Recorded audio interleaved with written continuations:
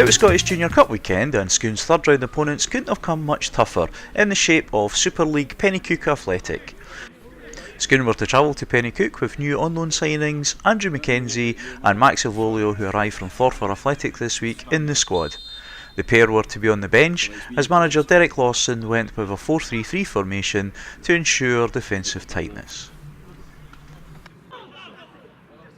Penicuik were to have the first chance of the game after only a couple of minutes. The ball was played up the right hand side to Kyle Scott, and when the ball is crossed into the centre, picked up by Louth, and his effort is well held by Winton.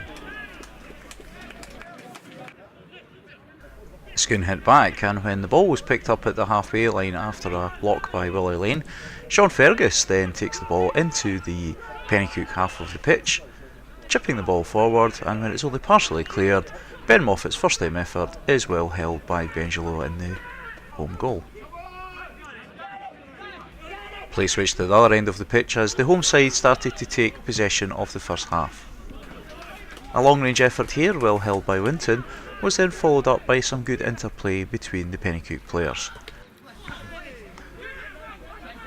The ball was collected by Barr on the left hand side, and when he moved into the centre, his chip come shot forward was held by Winton.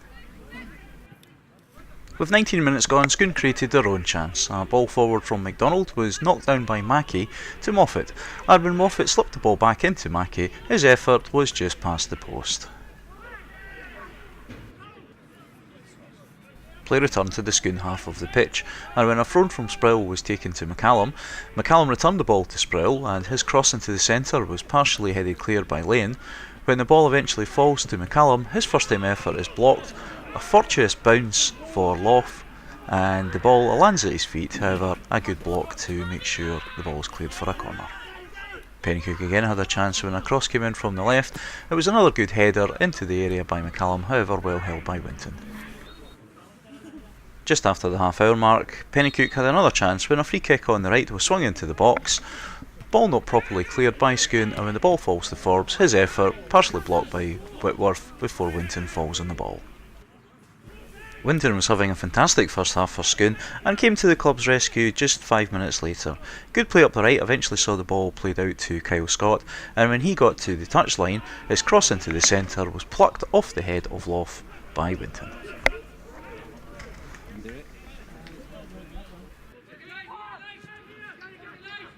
It looked like Scone would be going into the break at level pegging, however, with the clock ticking over to 45 minutes, the home side were to go in front. The ball was played out to the left hand side, where Montgomery was found in acres of space, and his excellent cross into the centre was met by the head of McCallum, who drifted between the two defenders. Good vision from Montgomery to see the attacker in the centre, and excellent movement from McCallum to drift off his markers, and a first time header which gave Winton absolutely no chance. In the process of scoring, McCallum had taken a slight head knock, and the delay to the restart of the play allowed the more excitable of the Penicuik supporters to run on the pitch in jubilation at their goal. Well wrapped up for the cold conditions of the day. The second half saw Penicuik the quickest off the mark, and with only seconds gone, they almost had the chance to make it 2 in the game. Crossing from the right was met by the head of Scott, however he couldn't turn his effort goalwards, and the ball drifted past for a goal kick. Penicuik kept pressing for the second goal that would have killed the game off, and when the ball was worked across to the left hand side, eventually it's passed forward, picked up by Louth, and his effort just drifts over the bar. Scone made a couple of changes, with Fraser Mills being replaced by Kenny Hind after picking up a knock, and Andrew McKenzie coming on for Mackey, and it was McKenzie who was to have Scone's next best chance. Abby Nice shows great awareness to track down a ball, going for the goal line, and when the ball's played back to McKenzie, great play by Forbes to block the effort at the expense of a corner. Penicuik moved the ball back into the Scone end of the park, and when a loose pass from McDonald is picked up on the edge of the area, the ball is laid off into the centre by Barr, but his effort is over the bar. Penicuik pressed again, and when Scott picked the ball up on the edge of the area, his first time cross is blocked. He does a 1-2 with Sproul before crossing into the centre, and Barr's first time effort, an excellent save from David Winton. Both teams made changes, with Gay coming on for Scott at right wing and Maximiliano replacing Moffat at left midfield for Scone. And it was the substitutes who were to be involved in the next action for their two teams. First, Gay's cross into the centre is met by Louth, but his first touch carries the ball into the hands of Winton. Winton's kick from hand is then picked up just at the halfway line off camera here by Maximiliano.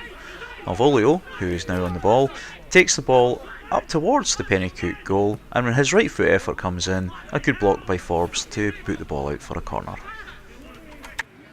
On Jaggies TV we quite often talk about candidates for goal of the season, but coming up is perhaps a candidate for tackle of the season, when Kenny Hine sprints a full 30 yards to put in an excellent first time tackle to win the ball cleanly, and the referee quite rightly moves the play on.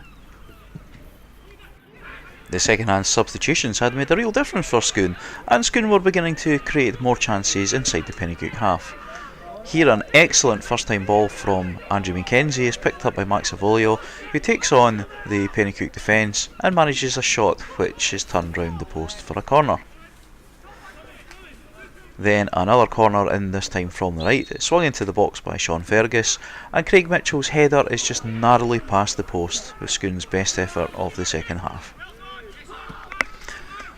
Scone then created another chance as Nige and Avolio combined at the left hand touchline, before man of the match Abby Nige curled the ball inside.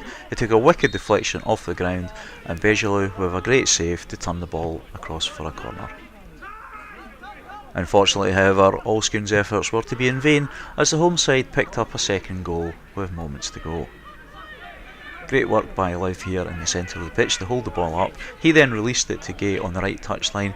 He was in plenty of space when he put his cross into the centre, and there was Keith Louth to make it 2-0 with a goal not too dissimilar from the one that Penicuik had opened the scoring with. Again, ball out to a winger in plenty of space on the wing, good ball into the centre, and the centre forward dives in between the two defenders to put the ball in the back of the net. That was it for the scoring, and with the final whistle going some moments later, Scone were to exit the Scottish Cup, but however did so with heads held high and a lot of praise from the Penicuik support and management for the excellent effort they had put in the game. It was certainly no shame to lose out to higher division opposition, and focus now moves on to the McBookie North Division Challenge.